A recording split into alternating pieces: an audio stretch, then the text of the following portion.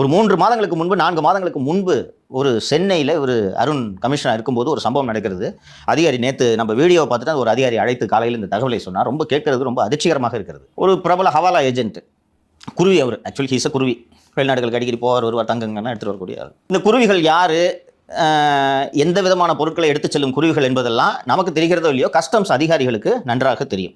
நான் நேற்று பேசும்போது திரு அருண் அவர்களின் மனைவி திருமதி யமுனா தேவி அவர்கள் கஸ்டம்ஸ் IRS ஆஃபீஸரு, அண்டு கடைசியாக அவர் இங்கே அப்பலேட் ட்ரைபுனலில் இருந்தார். அதுக்கு பிறகு திருப்பதியில் GST அண்ட் எக்ஸைஸ் கமிஷனராக இருந்தார் என்று சொல்கிறேன். அவர் 2 ஆண்டுகளுக்கு முன்பே சென்னை கஸ்டம்ஸுக்கு மாற்றலாகி வந்துவிட்டார். சென்னையில் இப்போது கிட்டத்தட்ட ஒரு நீதிபதி வகிக்கக்கூடிய பதவியை அவர் வகிக்கிறார்.